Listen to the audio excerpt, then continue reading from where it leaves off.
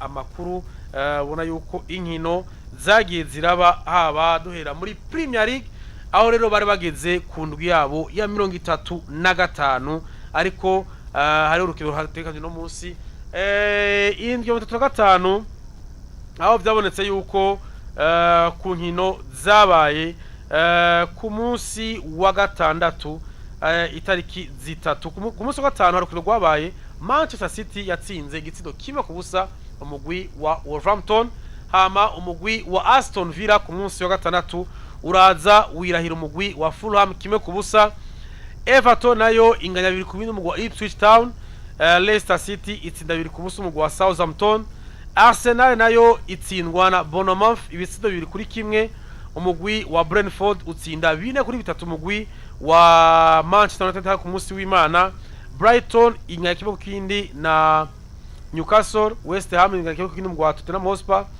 Chelsea nayo inga itsinda ibitsindo kuri kimwe umugwi wa Liverpool wamaze gutwara igikombe. Hama kuno munsi Crystal Palace aza kurikira nande na Nottingham Forest niko bimeze, ariko na cyane izo tworaba cyane Alonso nuko tworaba ku nkino z'imigwi iriko irahigarirwa imbere ko tuza ku rukino rwa Arsenal na Bournemouth batsinanye ibitsindo 2 kuri kimwe. Arsenal itsindwa.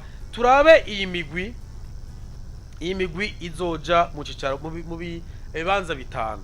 Man City irazira bikoze iravuga ati twebwe turitsindiye umugwande wa Wolverhampton, baca rero bafata ikibanza ca gatatu barindiriye yuko Newcastle itsinda match yayo yande ya Brentford ko Newcastle yaje gutsinda yacifata ikibanza ca gatatu. Ikiraza iranyereye kuri Brentford iranganyije. City iti ahwi ibintu bimeze neza. Hari hasigaye rero hande aha Chelsea ko Chelsea yavuga ati Chelsea twebwe tubwirizwa gutsinda kuko aha Nottingham Forest ndetse na Newcastle bashaka kutumerera nabi. Chelsea iraza itsinda Liverpool. Aha rero wa gatatu ninde ni Man City amanota 38. Iya kane ni Newcastle amanota 33 ya gatanu Chelsea 33. Burya rero ibi turavye undabishe Alonso aha ingene ibintu bimeze kuko ndabona ibitsindo babinganya. Tindo barabinganya Newcastle na Chelsea. Kumbura Newcastle ngira muri confrontation direct iratsinze Chelsea. Ko ndabibona ariko uravye kuko mbona umenga ingene bimeze Newcastle irafise urukino na Chelsea usamedi basukino na Chelsea. Rero nakubwira nga Chelsea yakoze afere nziza kuko Chelsea iza gutsindwa yakuba yigiriye nabi. Nuko agize Mike ihura n'ubanze gutwara igikombe. Nuko rero Nottingham Forest nayo uno munsi igatsina Crystal Palace iguma muri ikibanza ndakurahi iguma muri ikibanza. Nottingham Forest yarakoze amakosa menshi cyane. Abakoze amakosa menshi cyane. Iguma muri ikibanza pe gutsindwa na Brentford. Hari kuwa kangahe? Hari kuwa kane. Batsindwa na Brentford 2 ku busa. Ariko kandi ni no muri weekend yahera bari batsinzwe.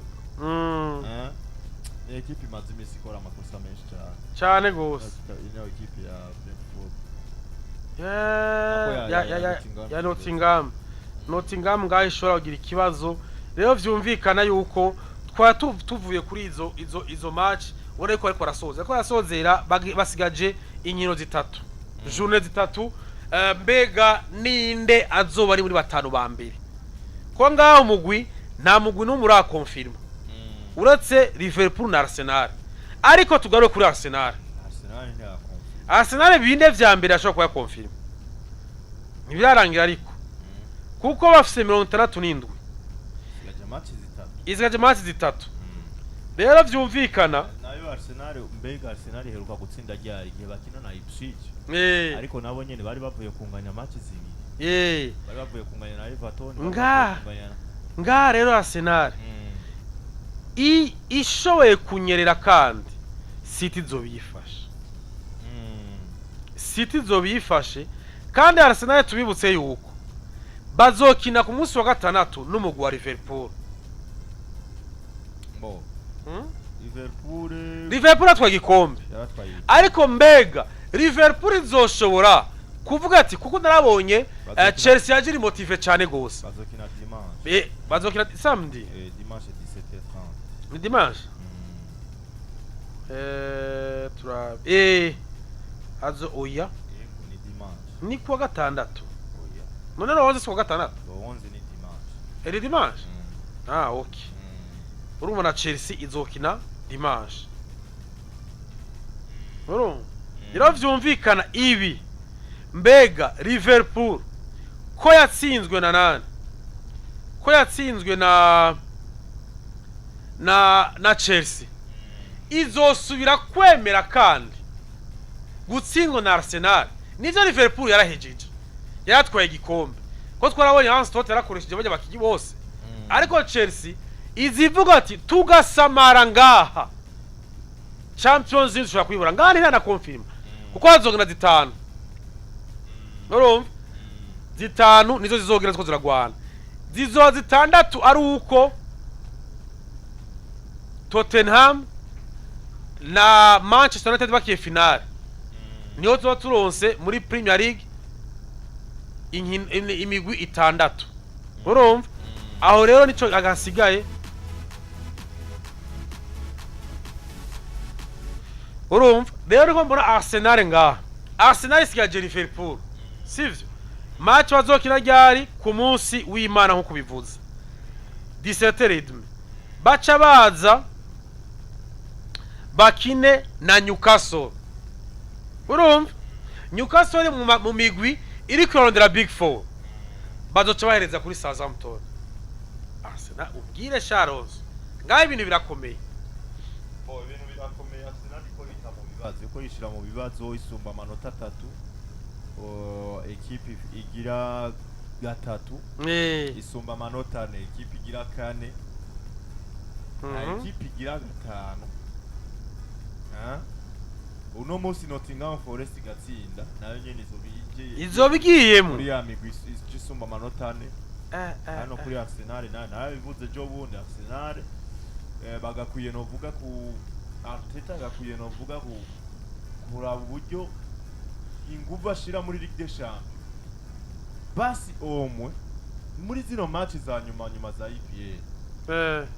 Afuma araba yuko yokuramwo basi nka zibiri. Iyumvire nk'ubu Arsenal iyo yatahukanye amanota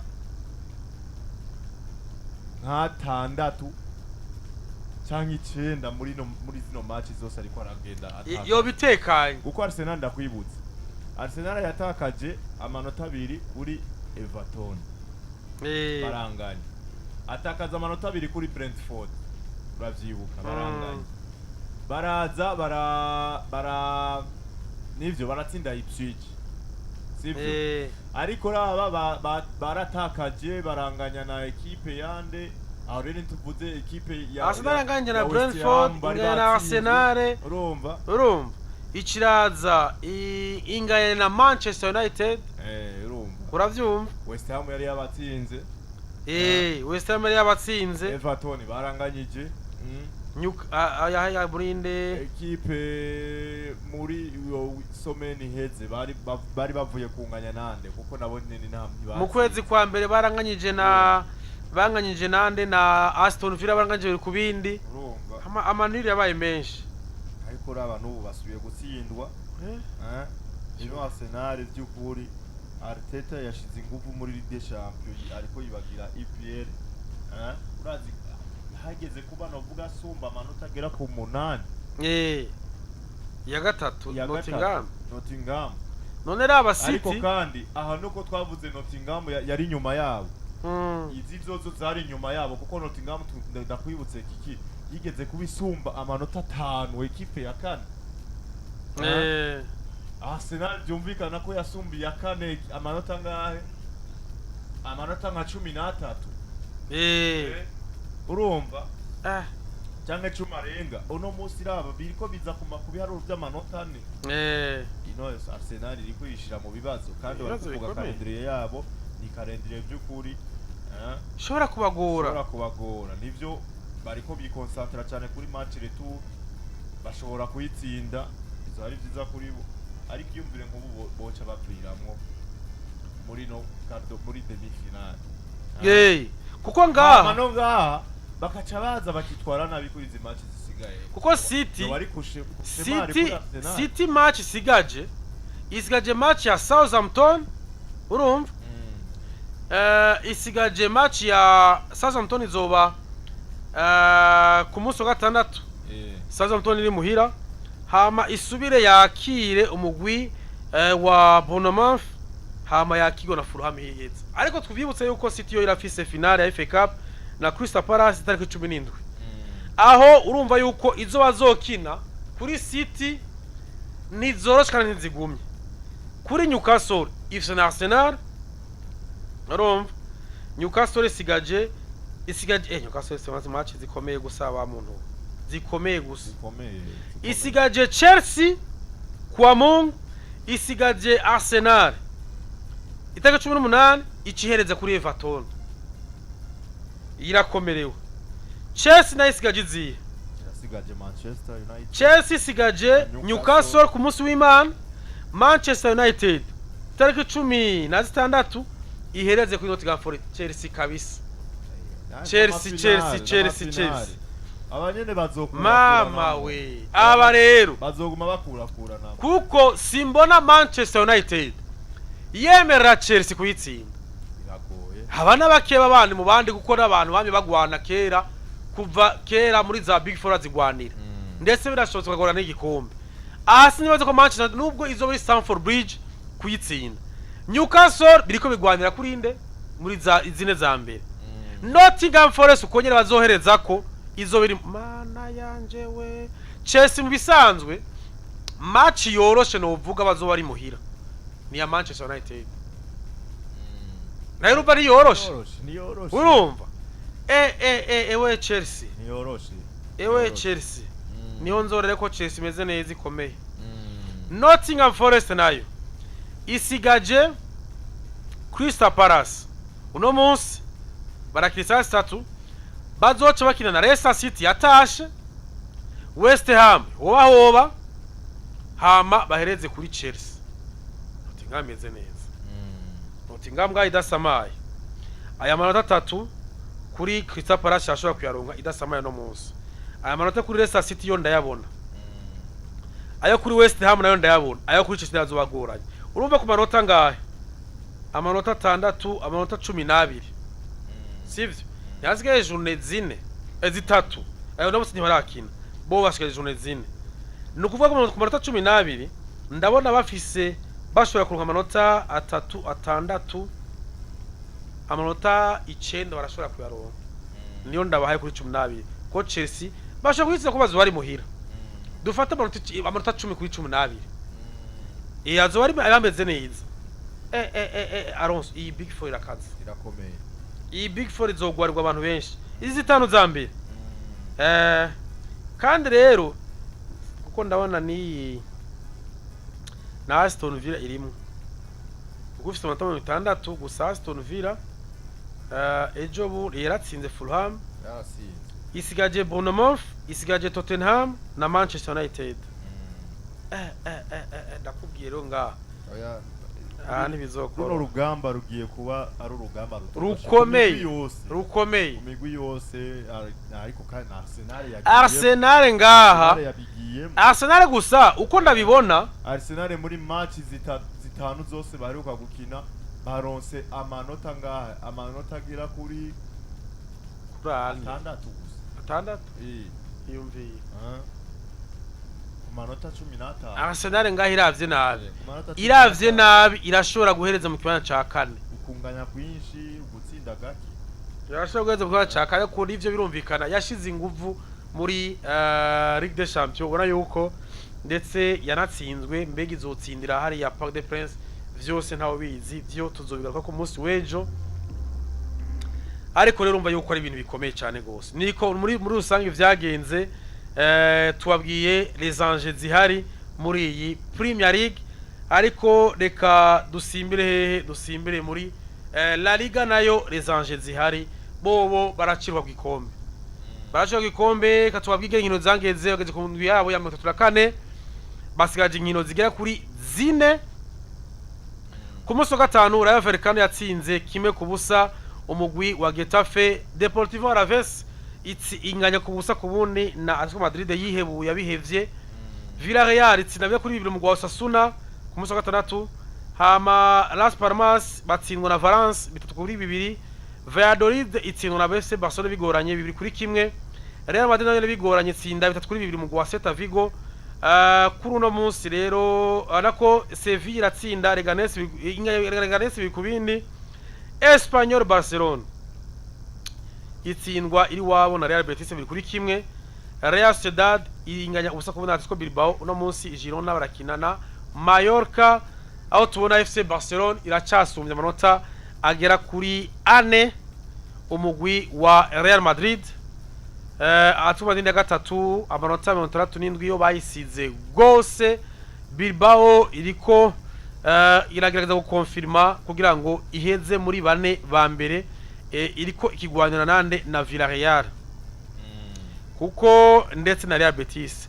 Real Betis ya gatandatu ifise amanota 57, Villarreal ya gatanu ifise amanota 58, Atletico Bilbao ifise amanota 31. Byumvikana ngaha ku nkino zine na amanota 12. Aha ndabona Big Four Atletico Bilbao ishobora kuyitwara. Ariko nibiriko biravugwa kuri izi kuri imigwi ibiri Alonso. FC Barcelona na Real Madrid. Difference y'amanota agira kurangahe 4. Bafite urukino ku munsi w'Imana. Novuga yuko kuri uno mwaka ya nyuma. Kuri uno mwaka ya nyuma. Ariko yahiriye cyane gose Barca. Match zigera kuri 3. Uno mwaka ziri officiel amaze gukina. Itsinze zose ari urukino rwa Super Cup finale ya Espagne. Equipe ya Barca itahukana igikombe. Ari urukino rwa Coupe du Roi finale. Batwara igikombe. Equipe ya Barca itsinda muri Fazare. Bernabeu kandi ariko Barca igiye kubikina no vuga retour na Real Madrid hariya muri ni kubiwa cha Montjuic. Kino twibaza kiki eske Real Madrid barakenyeye babe abateja ba Barcelona no mwaka babe bakriya ba Barca uno mwaka yaboneka yuko kabisa. Aha ariko nabonye abaki batandukanye bavuga bati iyi klasiko ya nyuma vrima yuno mwaka tuzoyitako na mpaka. Biragoye je cyo mbona nibemere kabisa bamanike. Nibemere bayamanike gute ni klasiko nacho mbona bazokora kuko ufise bamwe mu bakinyi ngendegwa ko bawe batazoba bari mu rukino.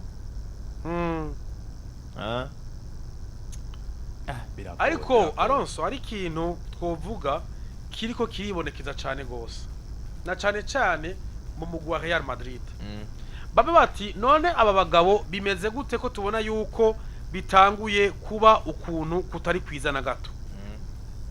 Bikaboneka yuko nivyo uyu mugabo Carlo Ancelotti we asozerana n'iki nirihiganwa kuko twari kusubiye ku munsi wa gatanu Real Madrid yaramaze kuvyemera ati nta kibazo mutama tuzoguherekeza neza tuguhe n'amafaranga wasavye ariko uhezanye n'iyisezo.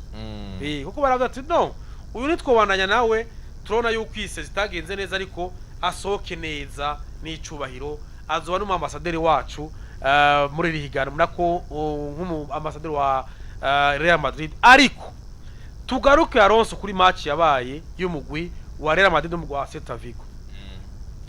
Celta Vigo barakinye biraboneka yuko Real Madrid kabisa ije iri motive baraza ku munota wa 33 Arda Güler atirigitso ciza cyane gose. Ona ko umwana ataye gukonfirma ngira kumbura mutama kuvuga ati reka ngende uyu mwana basi ndamwe introduce ngaha anye. Bo Arda Güler gitsindo ciyo ciza cyo ku munsi wejo. Gisanishe n'igitsindo yatsinze bakina na Deportivo Alaves. Niba ariko bakina na Deportivo Alaves. Nimbatari equipe ya kuko hari igitsindo hariyo match witwa Fede Valverde yatsinze igitsindo kimwe rukumbi yari match ya Atletico Bilbao sivyo hama Deportivo Alaves rero ni wardagire nawe yatsinda igitsindo ciza cyane gose uyu mwana byukuri ariko ahubwo yatsinze uyu mwana yatsinze Getafe baheza ari kimwe ku busa baheza ari kimwe ku busa rero uyu mwana tana yiwe iriko inigigwa mu meshi ariko urabona yuko mu gihe cyose aronsa karyo aragaragaza ubuhinga bwuribuka ko yinjiye muri deuxième mita muri El Clasico yazanye inguvu barashiramo ibitsindo bibiri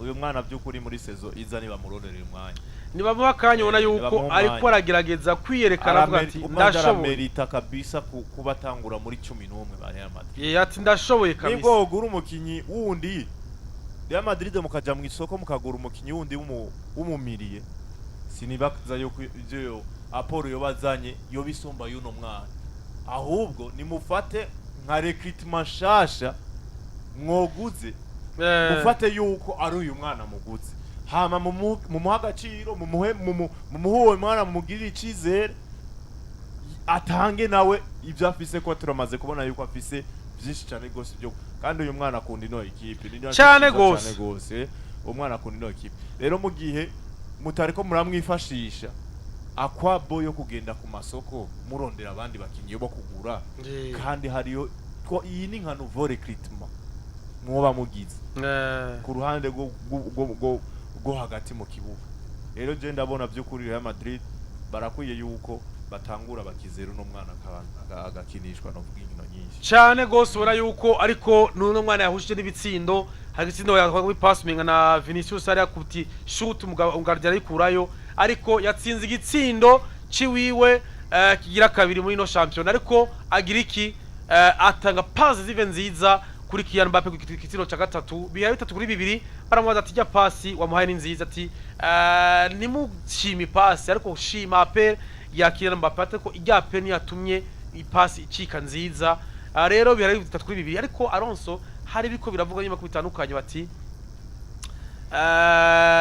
abakinyi ngendegwa ko abakinyi bakomeye bo mugwi wa Real Madrid bisa kumenga icuka sici yo bundi ati barabonye bati Jude Bellingham kuno mwanya twaye tumenyereye Jude Bellingham arafe saison atari munsi y'ibitsino 10 ariko ubu ari kubitsindo 8 rero y'umukinya amashaka gutsinda Vinicius ashaka gutsinda ije mufuza agaza ku bitsindo 11 ivyo ni bitsindo bike kuri Vinicius mu ataka Bellingham hari yaramenye guheza saison ari bitsindo 15 ariko no munsi y'ibitsino 8 biboneka yuko abahungu kubonana guhana hana imipira bitari kirenga nibikiri kirenga nivyo ramwe passe iva kure Bellingham ya Mbappe ariko ejo bundi hariho counter attack bagize ari batatu Bellingham atinda baramwaka ataratanga umupira ni bimwe nakubwira kiki ugwego gwaba bakinyi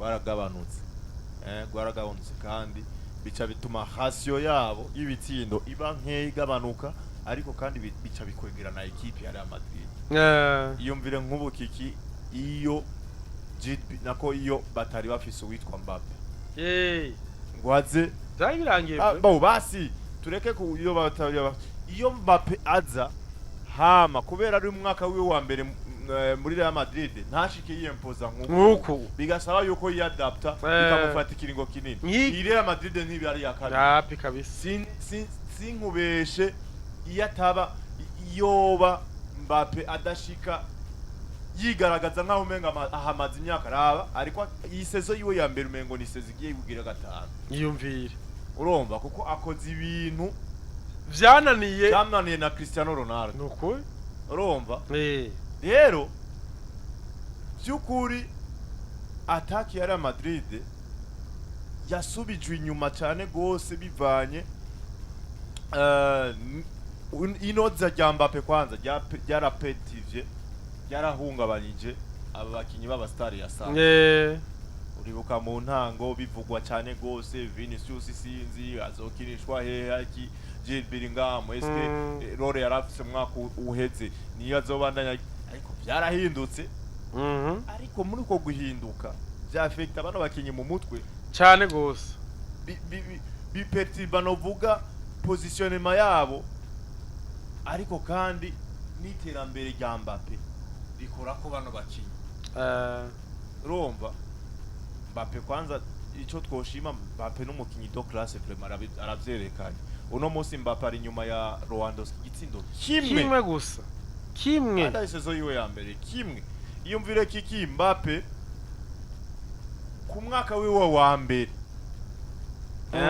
Mbappe ku mwaka wiwe wa mbere akinye muri La Liga muri Real Madrid ari nyuma ibitsindo bigera kuri 4 hasigaye atsinda ibitsindo 4 byonyene kugira ngo arengana ibitsindo witwa Rodrigo amaze gutsinda ku myaka hamaze yumviye amaze imyaka ingahe Rodrigo yose umwaka kugira nka kane gutyo sivyo ariko Rodrigo ku myaka yose hamaze muri La Liga honyene tuko dufatira muri La Liga muri La Liga hamaze kuhatsinda ibitsindo 31 urumva ibitsindo 31 muri La Liga muri no myaka ingahe amaze muri La Liga muri Real Madrid ariko uyu Mbappe yakujije ibitsindo 28 kuri sezo imwe muri sezo imwe ibitsindo 28 uyu ahubwo Mbappe 24 sivyo 24 nivyo yakwijije witwa nako no Rodrigo afise ibitsindo 28 Mbappe agazotsinda ibitsindo 4 azobagije agejeje ku bitsindo Rodrigo 20 ku bitsindo 28 azaba yamurenze yumviye kuri sezo imwe muri sezo imwe Kylian Mbappe n'umukinyi by'ukuri uno mwaka Real Madrid ishimye ko Mbappe hambavu yuko bamuzanye ariko nico bamuzaniye yagikoze ariko yanakirengeje abandi bakinyi bagenzi be basatirana byabataye ko amazi mu bakinyi batsinze ibitsindo vyinshi muri Real Madrid kuri sezo ya mbere yabo Kylian Mbappe agira kabiri uwa mbere ni Ivan Zamorano umunyashiri hari muri sezo ya 92 ishira 93 Ivan Zamorano muramuzi yaciye mu gwiza Inter de Milan yatsinze ibitsindo 37 muri rusange kuri sezo tutwo bitso confondire hama Kylian Mbappe ageze ku bitsindo 36 azomurenga asigaye match zine nta rindi higanwa basigayemo Real Madrid oya cyararangiye muga muri zo match zine ni bitsindo bigera ku binga bya musumba kimwe uri musi wa mbere afite 37 but Ivan Zamorano Kylian Mbappe afite ibitsindo 36 abari musi bone ba Ruud van Nistelrooy bagize muri saison 2006-2007 afite 33 hamwe na Cristiano Ronaldo 33 kuri saison yo ya mbere 2009-2010 Kylian Mbappe niwe mukinyi ubona yuko ariko avyitwaramo neza muri Real Madrid rero vyumvikana c'est lui la star yo muri Real Madrid cyane abandi rero ivyo navyo una munsi kubona yuko Vinicius nawe abona ko ibintu byahindutse Bellingham dome mu muntu sezo iheze ari we yabaye le meilleur joueur avuga ati je ibintu wapi Rodrigo we urabona ko bariko baramusacrifice we urabona hariya Ivan Zamorano uyu yamukinyi wa Real Madrid yaraciye mu gwiza za Inter de Milan numwe ashise muri Inter de Milan yasanze Ronaldo Nazario yambara nimero 9 hama uyo mugabo aravuga ati jewe Ronaldo Nazario amusanzeho yambara nimero 9 ariko Ronaldo hariya gifararaza aravuga ati el phénomène ati je nambara nimero 9 kubera rero umuntu akomeye avuye gutwara bikombe hariya bya Coupe du Monde baravuga ati nukuri uyu no mustara je ngaha rero yambaye nimero 9 aravuga ati nta kibazo reka ndayimuhe ayimuhaye ikintu yaciye akora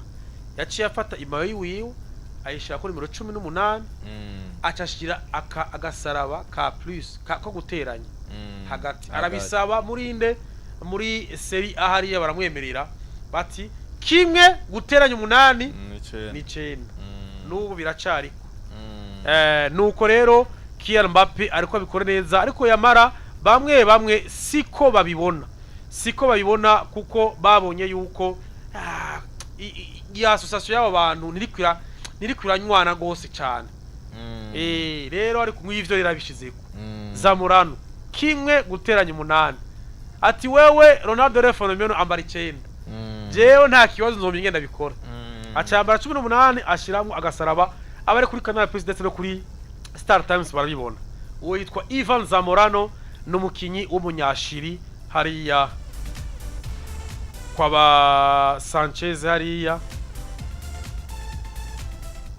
nguyo ngaho rero urabona bari kumwe na Ronaldo ni Nazari arangwa ati mutama ndakwemera yarabaye na kapiteni wa Shiri abubonye aje ati urabona ko bose bamara imbere 9 barayikunda hariko baravuga ati none ko haje Rogra reka basi naye ndabe nyene ndamuha nimero 9 ndamushimye cyane gose afisa abitweretse